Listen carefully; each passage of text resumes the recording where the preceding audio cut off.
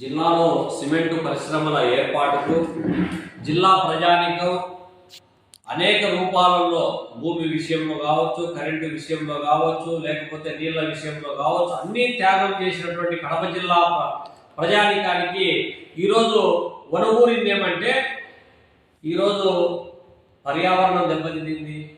ప్రతిరోజు ఎర్రగుంట్ల చుట్టుపక్కల పరిసర ప్రాంతాలలో భూములు పూర్తిగా దుమ్ముతో నిండిపోయి పంట దిగుబడి తగ్గిపోతూ ఉంది.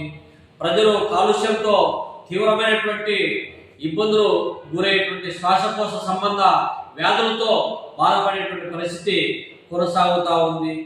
పైగా ఇన్ని త్యాగాలు చేసినటువంటి కడప జిల్లా ప్రజానీకానికి పరిశ్రమల నుంచి వచ్చేటటువంటి ఆదాయం ఏమంటే, ఇవాళ కడప జిల్లా ప్రజలు సిమెంట్ కావాలంటే 350 రూపాయలు పెడితే కానీ సిమెంట్ బస్తా దొరకనటువంటి పరిస్థితి. ఇవాళ సిమెంట్ పరిశ్రమలు సిండికేట్ అయిపోయి దోపిడీకి పాల్పడతా ఉన్నారు. దాన్ని నియంత్రించాల్సినటువంటి ప్రభుత్వము ప్రేక్షక పాత్ర పోషిస్తూ ఉంది. ఆదాయం ఏదైనా వస్తే ఆదాయము యాజమాన్యము అక్కడ స్థానికంగా ఉన్నటువంటి నాయకులు ఎవరైతే, అధికార పార్టీకి సంబంధించినటువంటి నాయకులు ఎవరైతే ఉన్నారో వాళ్ళ దోపిడీలేకపోతా ఉంది తప్ప ఇవాళ ప్రజానికానికి సంబంధించినటువంటి పర్యావరణాన్ని కాపాడడానికి కావలసినటువంటి చెట్లు పెంపకం కావచ్చు, లేకపోతే పర్యావరణం కాపాడడానికి కావలసినటువంటి గ్రీనరీ పెంచడానికి కావలసినటువంటి చర్యలు ఎక్కడా లేదు. కనీసం వైద్యం అందించేటటువంటి దానికి కూడా మెడికల్ క్యాంప్స్ కూడా నిర్వహించినటువంటి పరిస్థితిని మనం చూస్తూ ఉన్నాం. జిల్లాలో భారతీయ సిమెంట్ మొదలుకొని, జువారి మొదలుకొని, ఇండియా సిమెంట్ మొదలుకొని, దాల్మియా సిమెంట్ ఫ్యాక్టరీ వరకు కోరమాండల నుంచి అనేక పరిశ్రమలు ఉన్నాయి. పైగా ప్రభుత్వ రంగంలో ఉన్నటువంటి ఇవాళ ఆర్టీపీపీతో సహా ఇవాళ పొల్యూషన్ విపరీతంగా పెరిగిపోతూ ఉంది. పొల్యూషన్ కంట్రోల్ చేయాల్సినటువంటి ప్రభుత్వము, అధికార యంత్రాంగం మామూలు మత్తులో జోగుతూ ఉంది. ఈ విధమైనటువంటి పరిస్థితులు నెలకొంటున్నటువంటి నేపథ్యంలో ఇవాళ ఈ సిండికేట్ బ్యాక్గ్రౌండ్లో అనేక మంది దోపిడీకి పాల్పడేటువంటి పరిస్థితిని మనం చూస్తూ ఉన్నాం. ఎక్కడైనా పరిశ్రమ వస్తే 10 మందికి ఉపాధి అవకాశాలు దొరుకుతాయని చెప్పి అనుకుంటాం.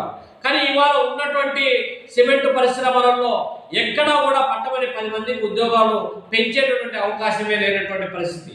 ఇవాళ కాంట్రాక్టర్లు కట్టబెడతా ఉన్నారు. 10 మంది పనిచేసే చోట 5 మందినే కుదించి వాళ్ళతో అదనంగా పని చేయించుకుంటా ఉన్నారు. కాదు కొడుకు పని ఒత్తిడి పెరిగింది, పని భారం పెరిగింది, మాకు కనీస వేతన చట్టం అమలు చేయండి అని చెప్పి అడిగితే అక్కడ ఉన్నటువంటి ప్రైవేటు సైన్యాన్ని యాజమాన్యం పెంచి పోషిస్తూ ఉంది. ఈ విధమైనటువంటి దుర్మార్గానికి ఒడిగట్టా ఉంటే ముఖ్యమంత్రి సొంత జిల్లాలోనే ఇంత దుర్మార్గంగా వ్యవహరించేటువంటి పరిస్థితి, సొంత ఫ్యాక్టరీలోనే ఈ విధమైనటువంటి వ్యవహారం నడుస్తూ ఉంటే ప్రభుత్వం ఈ విధమైనటువంటి దుర్మార్గానికి పాల్పడమైనటువంటి దాన్ని భారత కమ్యూనిస్ట్ పార్టీ తీవ్రంగా ఖండిస్తూ ఉన్నాం, వ్యతిరేకిస్తూ ఉన్నాం. ఇప్పటికైనా సరే ప్రభుత్వము పొల్యూషన్ కంట్రోల్ బోర్డు, అదేవిధంగా స్థానికంగా రెవెన్యూ యంత్రాంగం, అట్లే ప్రభుత్వం ఇప్పటికైనా చర్యలు తీసుకొని ఈ సిమెంట్ పరిశ్రమల సిండికేట్ను బద్దలు కొట్టి జిల్లాలో 200 రూపాయలకే సిమెంట్ బ్యాగును అందించే విధంగా చర్యలు తీసుకోవాలి. స్థానికంగా ఈ క్యాన్సర్ వ్యాధి సంబంధించినటువంటి ఒక సూపర్ స్పెషాలిటీ హాస్పిటల్ను ఎర్రగుంటలో ఏర్పాటు చేయాలి.